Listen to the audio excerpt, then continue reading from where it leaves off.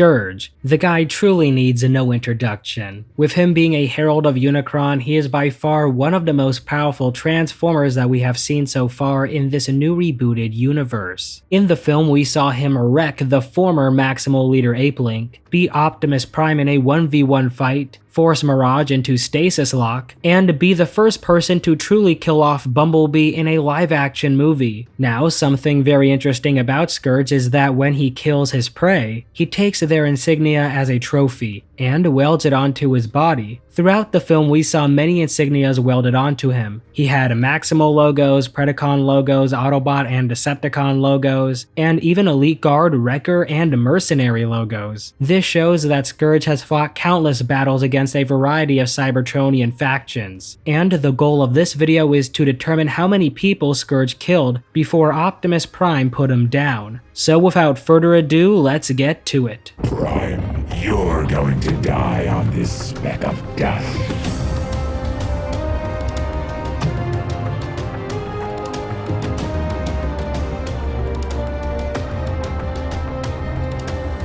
Alright, so to determine Scourge's kill-death ratio, we first need to understand where he places the insignias of his victims. And well, thanks to the film, we know that he places them onto his arms in addition to his grill. Now, a common misconception I see people believe is that the logos on his grill end up becoming the ones that we see on his arms. However, this isn't the case, since when Scourge transforms, his grill folds up into his body, meaning that all the logos that we see on his arms are separate kills. With this in mind, we know that Scourge will only place his trophies either on his grill or on his arms. So in order to get an accurate kill count, we just need to count up the logos on Scourge's body. Now, when I set out to do this video, I thought that this task would be as straightforward as 1, 2, 3. However, I soon came to realize that figuring out Scourge's KD was going to be a lot harder, since I needed a boatload of reference images. So after taking around 100 screenshots of Scourge, I proceeded to make a chart for both of his arms and his grill, which spawned this monstrosity. If I zoom in, you guys will see all these color-coded markings. Now, marking all of these accurately was a huge pain in the rear, since some logos were visible in one image but in another they were impossible to make out. So I had to painstakingly go back and forth cross-referencing each image to make sure that each insignia matched up and were categorized with the proper number. So yeah,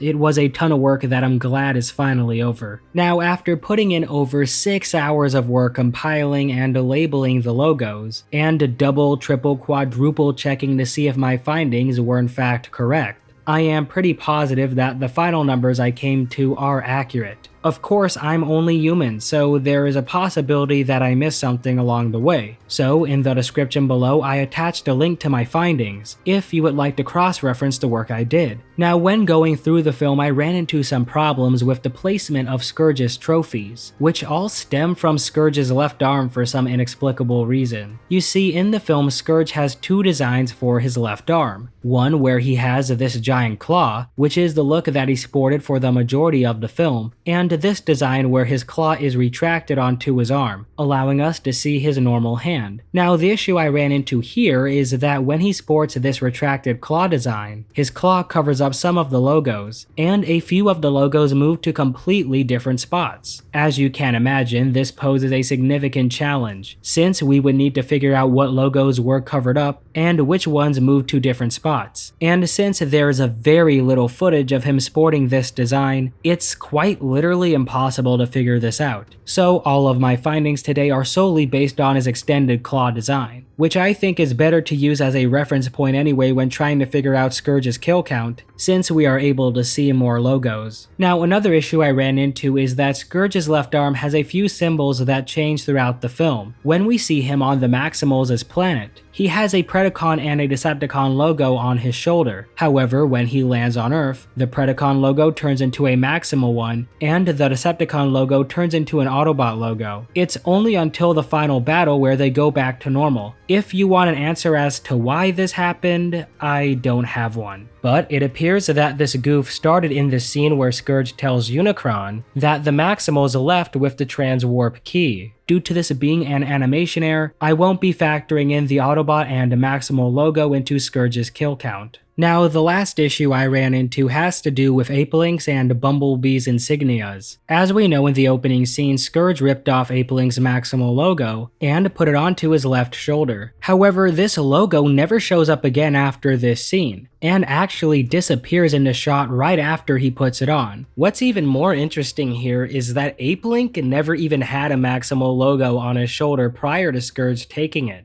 Now, another error that was present had to do with Bumblebee's insignia. As we know, right before Scourge kills Bumblebee, he rips off his Autobot logo. Now, we never see Scourge weld his new trophy onto himself, and we don't see Bee's logo anywhere on his body, until it magically appears on Scourge's left shoulder after Prime kills him. Something that's really strange here is that the logo is now silver, despite it being yellow when it was taken off. However, I do have an in-universe explanation for this, since during the final battle, Optimus repeatedly shoves Scourge into the lava, and as we can see, part of his left shoulder gets engulfed by it. So it's not too far-fetched to say that the lava spilled onto Bumblebee's logo, burning all the paint off, which can explain why it is now silver. So yeah, those were all the wacky issues I came across when trying to figure out Scourge's kill count. And with them now being explained away, it's time to reveal to you guys how many Transformers Scourge has killed. Starting off with his grill, we can see that he has ended the lives of 6 Autobots, 5 Decepticons, 5 Maximals, 3 Wreckers, 5 Mercenaries, and 1 Elite Guard member. This sets Scourge's kill count to 25 confirmed kills so far. However, when we take a look at his arms, it gets a lot crazier. Starting off with his left, Scourge has slaughtered 7 Autobots, 5 Decepticons, 3 Maximals, 4 Predacons, 1 Wrecker, and 1 Elite Guard member, bumping up his kill count to 46. Now let's get the total number of kills by factoring in his right arm. Starting off with the bots, he has killed 7 of them, 3 Decepticons, 1 Maximal, and 5 Predacons, giving Scourge a grand total of 62 confirmed kills. Now, this isn't Scourge's final kill count since there are 2 more kills that we haven't factored in yet. The first one would be the security guard at the museum that gets incinerated. Now, though we don't see him firing the shot, we know Scourge was responsible since Battletrap has a machine gun and Nightbird uses katanas, so they couldn't have made this blast. Furthermore, in a later shot, we physically see Scourge shoot at the museum, and we can see the same type of blast, meaning that he was in fact responsible for the security guard's death, bumping up his kill count to 63. As for the other kill, we know that he corrupted Airazor to the point where he could control her, forcing Primal to put Airazor out of her misery. But since he didn't get the final blow, I will leave it up to you guys if you want to factor in that kill or not.